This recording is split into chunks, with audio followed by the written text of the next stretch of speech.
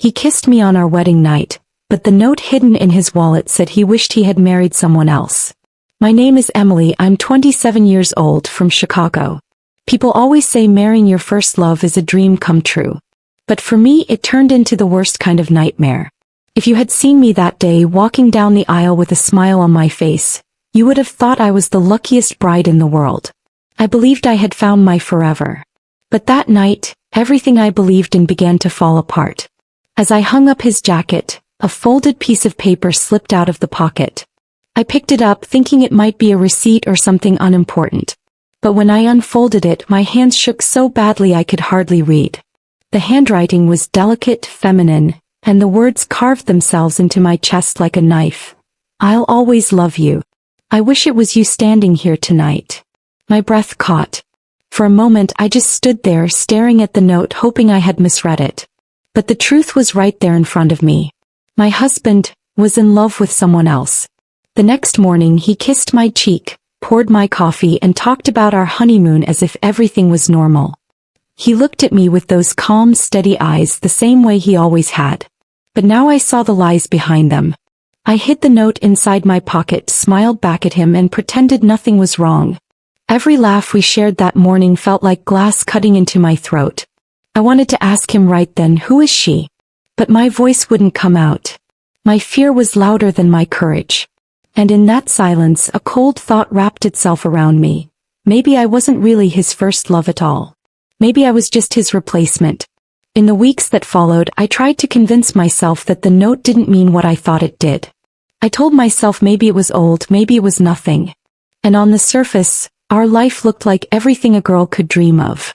He brought me flowers after work, we laughed over dinner, we shared lazy Sunday mornings tangled in blankets.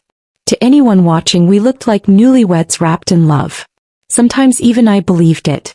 But underneath there were cracks forming. Cracks I couldn't ignore no matter how tightly I tried to hold everything together. I began noticing the little things.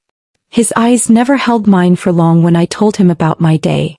He started working late more often, slipping into the house past midnight with vague excuses and tired smiles.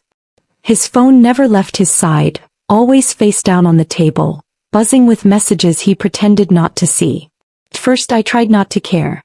I reminded myself we were still adjusting, that every marriage had its awkward starts. But deep down I felt the distance growing one quiet inch at a time. One morning he left in such a hurry that he spilled coffee all over the counter and didn't even notice. I watched him rush out the door, forgetting to kiss me goodbye, and something inside me cracked. Later that night, as we sat across from each other at dinner, I studied his face.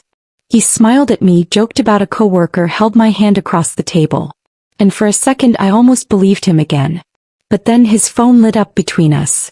I glanced down without meaning to, and in that moment my whole body froze. The name on the screen wasn't mine. That message on his phone haunted me for days. I couldn't stop replaying it in my head over and over. I told myself maybe it was just a colleague, maybe I had misunderstood, but the uneasiness inside me kept growing. And soon the signs I had ignored began to scream at me. One evening he came home late again, his jacket draped carelessly over the chair.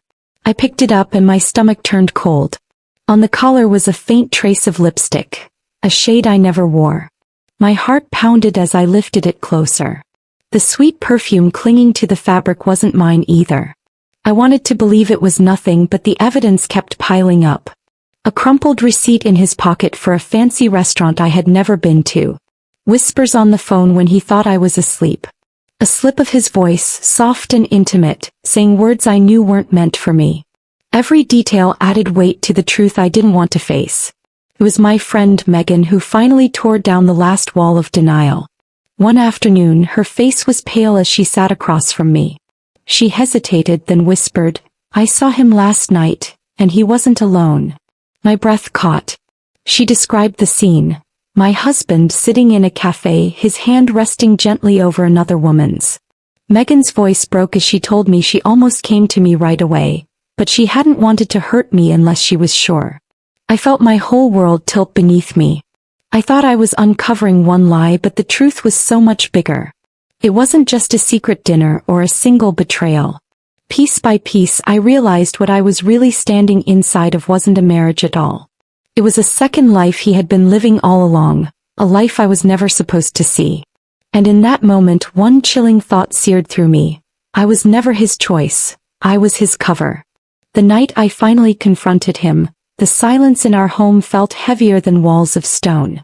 I had gathered the receipts, the lipstick-stained collar, even the note that had fallen from his pocket on our wedding night.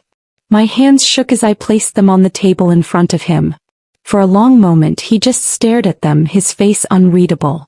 I wanted him to deny it, to laugh, to call me crazy, anything that would make it less real. But he didn't. He simply lowered his eyes, and in that silence, I felt my heart shatter all over again. "Who is she?" I whispered, my voice breaking. He didn't answer. He just sat there, his hands pressed together like he was praying. "Tell me the truth," I begged. My chest ached, my throat raw. Finally, he lifted his gaze, and the words that fell from his lips will haunt me forever. "I was waiting for you to find out." I couldn't say it myself. I couldn't breathe. He hadn't even tried to hide it, not really. He had just waited for me to discover the pieces of a truth he never had the courage to confess. I wanted to scream, to throw the evidence at him, to demand why. But the tears burning in my eyes stole every word from me. So I just stood there, staring at the man I thought was my forever, realizing he had been a stranger all along.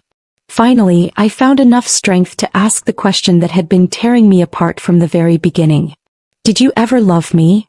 The silence stretched, and then he said with a calmness that broke me more than anger ever could, "Not in the way you wanted." And in that moment I understood. Love hadn't abandoned me. It had never been there to begin with. I don't remember leaving the table that night. One moment I was staring into his eyes, and the next I was outside, walking aimlessly down the dark streets with the cold air biting my skin. My wedding ring felt heavier than metal, like a chain pulling me down with every step. I sat in my car for hours, gripping the steering wheel, my tears falling so fast they blurred the city lights. I had married the first man I ever loved, the first man I trusted with my whole heart. And now I was nothing more than a shadow in his story. The days that followed felt unreal. I went through the motions, brushing my hair, making coffee, answering meaningless texts, while inside I was falling apart. At night, I wrote in my journal, my words shaky and messy because I had no one left I could tell the truth to. I kept hearing his voice over and over, "Not in the way you wanted." I thought love was supposed to last forever. But forever, it seemed, had ended in a single night. One evening, as I packed some of my things into a bag, I stumbled across something hidden at the back of his desk drawer. My hands froze as I pulled out a sealed envelope with my name written across the front. I hesitated, heart pounding, before tearing it open. Inside was a letter written in his handwriting. My eyes raced across the page, every word twisting the knife deeper. He confessed that he had never stopped loving her, the woman before me. He admitted that marrying me was his attempt to forget her, to start fresh, to move on. But in the end, he wrote, I had only reminded him of what he had lost. The letter ended with a line that made my stomach turn cold. "Please don't hate me. You were never my forever. You were only my replacement." I sat there holding that letter, my tears smudging the ink, my body shaking as if the ground had disappeared beneath me. Every memory of us, our first date, our laughter, the vows we exchanged, suddenly felt like scenes from someone else's life, a cruel play where I had never been the leading role. I thought marriage meant being chosen, being cherished. But now I knew the truth. I had only been filling a space left behind by someone else. In the weeks after, I tried to rebuild myself piece by piece. I moved into a small apartment across the city, away from the house that carried too many ghosts. Some mornings I woke up and felt strong, reminding myself that I deserved more than being second best. Other mornings, the loneliness was unbearable and I would lie in bed for hours, replaying his words until they hollowed me out. Healing wasn't a straight line.